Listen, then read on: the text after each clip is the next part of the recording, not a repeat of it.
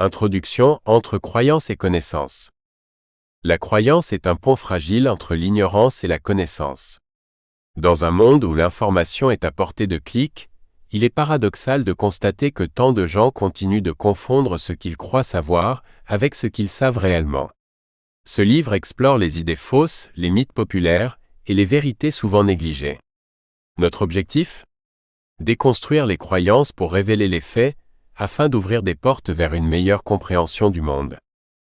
La frontière entre ce que nous croyons et ce que nous savons est souvent floue. Chaque jour, nous naviguons dans un monde saturé d'informations, où les faits cohabitent avec les idées reçues et où les vérités scientifiques se mêlent aux mythes populaires. Pourtant, cette distinction est cruciale. Elle façonne nos décisions, influence nos interactions et définit même la manière dont nous percevons notre place dans l'univers. Mais pourquoi tant de croyances persistent-elles face à des preuves solides ? Pourquoi continuons-nous à répéter que nous n'utilisons que 10% de notre cerveau, que les aliments biologiques sont toujours meilleurs, ou que les introvertis sont forcément timides ? La réponse réside dans la nature humaine. Nous aimons les récits simples, les explications immédiates, et les raccourcis cognitifs qui nous permettent de comprendre un monde complexe avec un effort minimal. Ces croyances offrent souvent du réconfort, une forme de certitude dans un océan d'incertitude. Cependant, les conséquences de ces croyances non fondées peuvent être profondes. Elles influencent nos choix de vie, nos comportements et nos systèmes sociaux. Croire sans savoir peut conduire à des erreurs de jugement, des comportements nuisibles ou même des inégalités profondes. À l'inverse, comprendre les faits, explorer les vérités et cultiver une pensée critique nous permettent de mieux naviguer dans ce monde.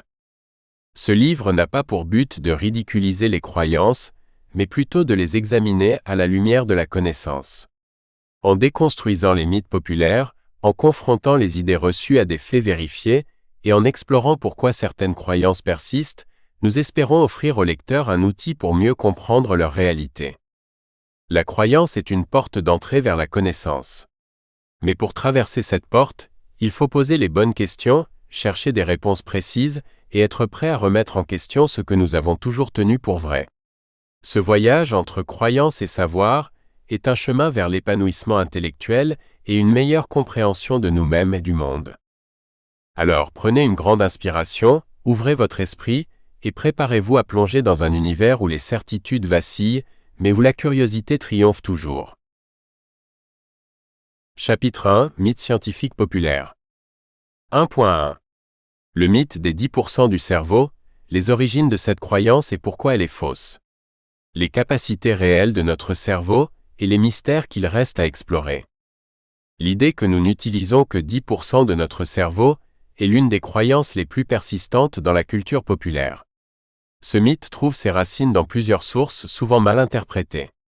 Au début du XXe siècle, des neuroscientifiques ont spéculé que seulement une petite partie du cerveau semblait activement impliquée dans des fonctions cognitives observables. Par ailleurs, des personnalités comme William James, philosophe et psychologue, ont popularisé l'idée que l'être humain n'exploitait qu'une infime partie de son potentiel mental. Hollywood a également joué un rôle important dans la diffusion de ce mythe. Des films comme Lucy ou Limitless présentent des personnages atteignant des pouvoirs surhumains en activant des parties inutilisées de leur cerveau, ce qui alimente l'idée que nous laissons une grande partie de notre cerveau en sommeil. Cependant, les avancées en neurosciences ont définitivement réfuté cette croyance. Les